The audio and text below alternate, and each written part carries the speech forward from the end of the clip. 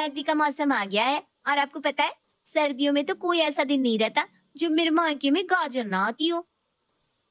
हाँ बेटा, सही कह रही है। गाजर का हलवा तो सर्दियों की शान है। ऐसा कोई इंसान नहीं होगा जिसको गाजर का हलवा पसंद ना हो। और गाजर के हलवे की बात हो और स्वीटी के मम्मी के हाथ के गाजर के हलवे की तारीफ ना करो तो समझ लो बात अधूरी रह गई। क्या स्वीटी? मम्मी जी, ये तो आपका बड़प्पन है कि आपको मेरी मम्मी के हाथ का गाजर का हलवा इतना पसंद आता है। नहीं तो ऐसी कोई स्पेशल रेसिपी नहीं है उनकी, वो तो बस ऐसे ही बना देती है। अरे नहीं बेटा, इतनी उम्र हो गई मेरी, आज तक इतने लोगों के हाथ का गाजर का हलवा खाया, लेकिन ओए होए होए, जो स्वाद तेरी मम्मी के हाथ के हलवे में है ना बेटा, वो किसी और के हलवे में नहीं मिला मुझे आज तक। अरे हलवाइयों के हाथ के हलवे भी फेल है तेरी मम्मी के आगे तो। और एक राज की बात बताऊं, मुझसे तो खुद इतना बढ़िया नहीं बनता। थैंक यू मम्मी जी। अच्छा, आप कहो तो मम्मी से कहकर आपके लिए गाजर का हलवा बनवा दूं? अरे बेटा, ये तो नेकी और पूछ पूछ वाली बात हो गई। अब तेरी मम्मी बनाकर भेज देगी तो मैं मना थोड़ी ना करूंगी। मैं तो मम्मी के हाथ के उन बदस्वाद गाजर के पराठों की बात कर रही थी, लेकिन यहाँ तो कुछ और ही टॉपिक शुरू हो गया। गाजर का हलवा खिलाकर स्वीटी भाभी की मम्मी ने तो सासू माँ को बिल्कुल अपनी मुट्ठी में कर रखा है। मम्मी जी तो बिल्कुल भक्त बनी हुई है उनकी।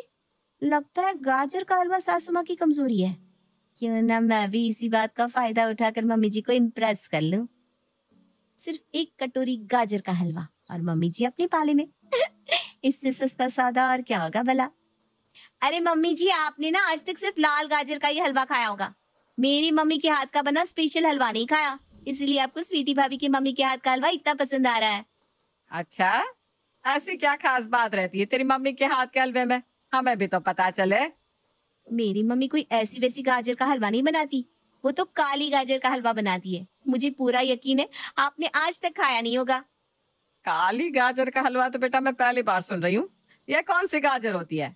मुझे पता था मम्मी जी, आपने काली गाजर का हलवा खाया नहीं होगा। अरे बाजार में बड़े आराम से मिल जाती है। आप कहो तो मैं मम्मी से कहकर बनवा दूं। अरे बेटा, अब तो तूने मेरी कमजोर नस पर हाथ रख दिया। ऐसा है, अब तुझे हलवा बनवाने की कोई जरूरत नहीं है। ऐसा करो, सब लोग फटाफट तैयार हो जाओ, हम सब तेरे घर चल रहे हैं। तेरी मम्मी काफी दिनों से डिनर पर बुला रही थी, तो आज हम सब वहीं डिनर कर लेंगे और तेरी मम्मी के हाथ का गाजर का हलवा भी खा लेंगे। हाँ मम्मी जी, लेकिन ऐसे अचानक? अरे चिंता क्यों कर रही है, हम कोई 56 भोग नहीं बनवा रहे तेरी माँ से। लेकिन उनके पास इस समय गाजर नहीं हुई तो? इसमें कौन सी बड़ी बात है, गाजर हम रास्ते से खरीदते हुए चलेंगे। और कौन सी गाजर बताई तूने? हाँ, काली गाजर। चिंता मत कर, मैं अभी भेजती हूँ मनोज को सब्जी मंडी। अरे ये मैं कहाँ फंस गई। मम्मी जी तो तुरंत ही जाने को तैयार हो गई और मम्मी मुझे नहीं छोड़ने वाली, क्योंकि मम्मी के हाथ से तो गाजर का हलवा कभी ढंग का बनता ही नहीं। प्रीति अपने बिछाए जाल में फंस चुकी थी। अब सास के सामने वो ये भी नहीं कह सकती थी कि उसके मायके ना जाए, इसलिए बेचारी चुपचाप तैयार होने लगती है। अच्छा मम्मी जी, मैं अपनी मम्मी को फोन करके बता देती हूँ कि हम लोग आ रहे हैं। अरे नहीं नहीं नहीं, बताने की कोई जरूरत नहीं है बेटा। अब हम बता कर जाएंगे ना तो तेरी मम्मी फॉर्मेलिटी के चक्कर में पड़ जाएगी, बाहर से मिठाई नाश्ता मंगाएगी और जरूर कुछ ना कुछ स्पेशल बनाने लगेंगी। इसलिए किसी को भी वहां पहले से फोन करने की जरूरत नहीं है। हम लोग चल रहे हैं ना, उनको सरप्राइज भी मिल जाएगा और थोड़ी देर साथ में समय भी बिता लेंगे। अच्छा ठीक है। कुछ ही देर में सभी लोग तैयार होकर प्रीति के मायके पहुंच जाते हैं। अरे बहन जी, कैसी हैं आप? भाई आपकी बेटी तो आपकी बहुत तारीफ करती रहती है। आपके हाथ के बने खाने की आज उसने इतनी तारीफ कर दी कि हम लोग अपने आप को यहाँ आने से रोक ही नहीं पाए। अरे बहन जी, बहुत अच्छा किया आप लोगों ने जो यहाँ चले आए हैं। आइए ना आप लोग। और ये क्या लेकर आए हैं आप अपने साथ?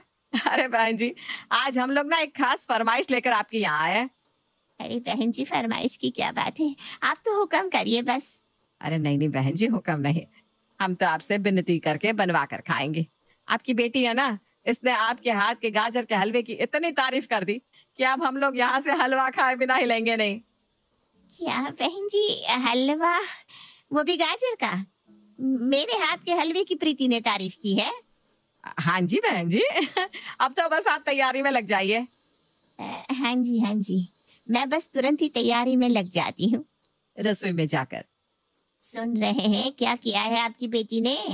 अरे मैंने इतने सालों में इतनी सारी डिशेस बनाई, लेकिन आपकी बेटी ने तारीफ भी की तो किसकी? गाजर के हलवे की, जो आज तक मुझसे सही तरह से नहीं बन पाया। अरे भाग्यवान, बाहर मेहमान बैठे हैं। तुम भगवान का नाम लेकर बनाओ तो बनेगा क्यों नहीं। गरिमा जल्दी जल्दी थोड़ी सी गाजर छिलकर चॉपर में डालकर उसको चॉप करती है और फिर उसके बाद दूध डालकर उन्हें पकाने के लिए रख देती है। दूसरी तरफ वो चाय का पानी रखकर नाश्ता लगाने लगती है। मेहमानों को चाय नाश्ता देने की हड़बड़ाहट में गरिमा को याद ही नहीं रहता कि गाजर में डाला हुआ दूध कब का जलकर खत्म हो गया और गाजर कढ़ाई में चिपकने लगी। जब गाजर के जलने की महक आने लगती है तो वो दौड़ते हुए रसोई में जाती है। लो खा लो हलवा, जल गया सारा हलवा और इसमें से जलने की महक भी आ रही है। अब क्या करूं? मेहमानों के सामने जला हुआ हलवा लेकर जाऊं क्या? अरे नहीं नहीं नहीं, बेस्वाद बनना अलग बात होती है, ये तो जलकर कड़वा हो गया है। इसे तो किसी के सामने रख भी नहीं सकते। अब क्या करें, हलवा तो तुमसे बनने से रहा, अब इन गाजर का क्या बनाकर खिलाया। ऐसा है कि मेहमान आए हुए हैं, अब उनको भूखे पेट विदा तो कर नहीं सकते। आप बाहर जाओ, मैं देख लूंगी। रमेश को बाहर मेहमानों के पास भेजने के बाद गरिमा एक बार फिर से बची हुई गाजर को कद्दूकस करती है और कद्दूकस करने के बाद सारे मसाले उनमें मिलाकर गाजर के पराठे बना देती है। हलवे की जलने की महक अंजू तक पहले ही पहुंच चुकी थी, इसलिए जब गरिमा थाली में पराठे लेकर आती है तो वो चुपचाप डाइनिंग टेबल पर बैठ जाती है। बिना कोई सवाल जवाब किए सभी लोग चुपचाप गाजर के पराठे खा लेते हैं। बहुत बढ़िया पराठे बनाकर खिलाए बहन जी आपने। अब ऐसा करिए, आप भी बैठकर खा लीजिए। कब से दौड़ भाग कर रही हैं? आपने तो कुछ खाया ही नहीं। अरे नहीं नहीं बहन जी, मैं बाद में खाऊंगी ना, अभी आप लोग अच्छे से खाइए। अरे नहीं नहीं, आप बैठिए। प्रीति बेटा बैठ जा, अपनी मम्मी के लिए भी थाली में पराठे निकाल दो और आराम से उन्हें भरपेट भोजन कराओ। सास के कहने पर प्रीति अपनी मम्मी को खाना परोस देती है। जैसे ही गरिमा पहला टुकड़ा मुंह में डालती है उसके मुंह का स्वाद ही उतर जाता है। किसी तरह 2 पराठे खाने के बाद उसे बड़ी शर्मिंदगी का एहसास होता है। माफ करना बहन जी, अपने हाथ का बना जो खाना मैं खुद नहीं खा पा रही हूँ, आप लोगों ने बिना अपने चेहरे पर शिकन लाए कैसे खा लिया और साथ में इतनी तारीफ भी करती रही। शायद आपकी जगह कोई और समधन होती तो पता नहीं आज कितना तमाशा करती। अरे बहन जी, आपको ऐसा क्यों लगता है कि मैंने कोई विशेष काम किया है? देखिए, अगर मुझे अपनी आओ भगत ही करानी होती तो मैं आपको पहले ही सूचना ना भिजवा देती कि हम लोग आने वाले हैं, ताकि आप तैयारी कर लें। लेकिन मैं तो चाहती थी कि हम आपके साथ बिल्कुल साधारण सा भोजन करें। और बहन जी, व्यंजन तो मेहमानों के लिए बनाए जाते हैं और हम मेहमान नहीं, एक परिवार है। सच बताऊं, प्रेम से परोसा हुआ भोजन हमेशा स्वादिष्ट ही लगता है।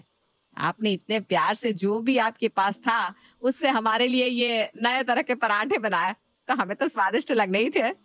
जैसे हक और अधिकार से आज हम आपके यहाँ बिना किसी सूचना के आ गए, ऐसे ही आप भी जब आपका मन करे हमारे यहाँ आ सकते हैं।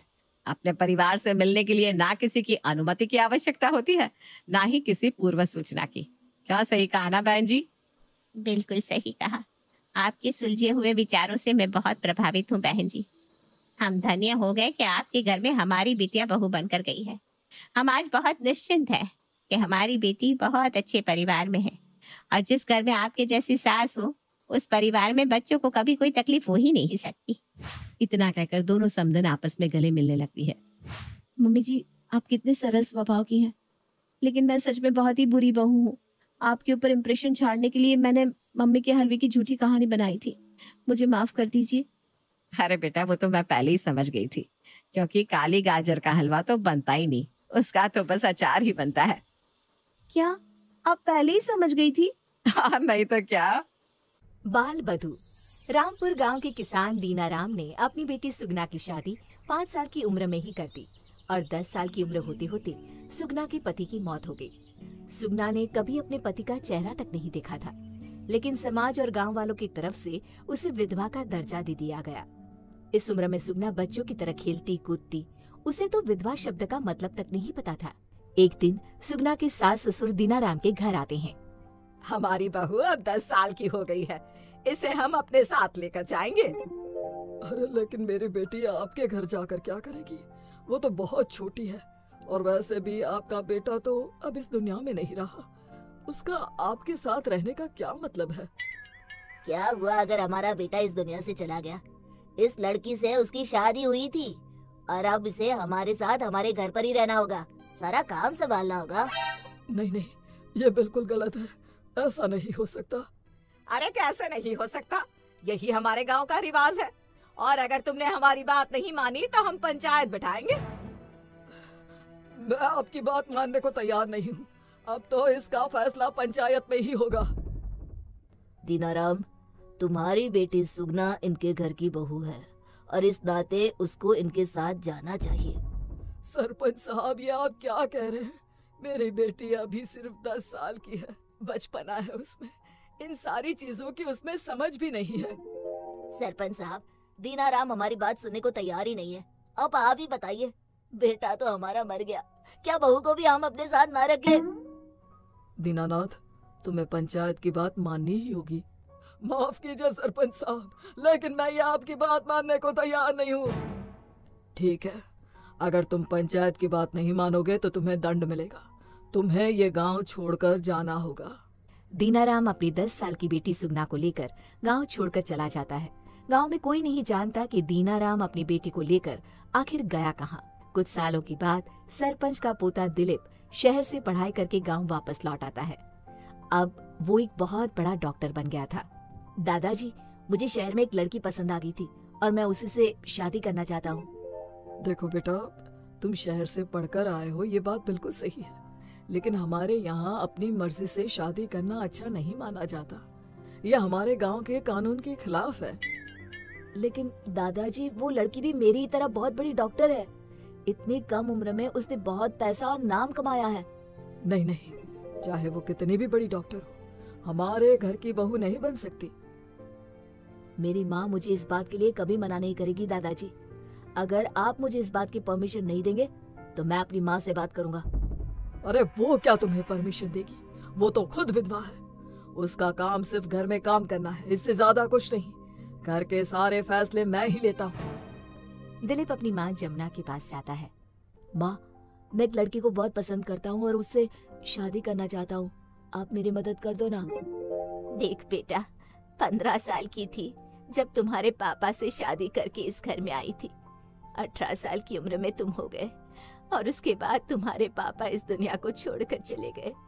तब से लेकर आज तक इस घर में सिर्फ नौकरानी की तरह काम करती आई हूँ। लेकिन उससे क्या फर्क पड़ता है माँ? आप मेरी माँ हो, मेरी जिंदगी के फैसले लेने का हक आपको है। तुम जानते हो बेटा, इस गांव के लोगों की सोच कैसी है। यहाँ पर लड़की के विधवा हो जाने पर उसकी जिंदगी को नरक बना देते हैं ये लोग। और मैं तो वैसे भी कम उम्र में विधवा हो गई थी। लेकिन माँ, इसमें आपकी कोई गलती थोड़ी ना है। जहाँ तक मुझे याद है, पापा किसी बीमारी की वजह से चले गए थे ना। लेकिन तुम्हारे दादाजी और पूरा गांव तुम्हारे पापा की मौत की वजह मुझे समझते हैं। उन्हें लगता है कि मैं तुम्हारे पापा को खा गई। कितनी गलत सोच है इस गांव की। आप बताइए माँ, मैं क्या करूँ? देखो बेटा, तुम्हारे दादाजी और ये गांव वाले कभी तुम्हें उस लड़की से शादी करने की इजाजत नहीं देंगे।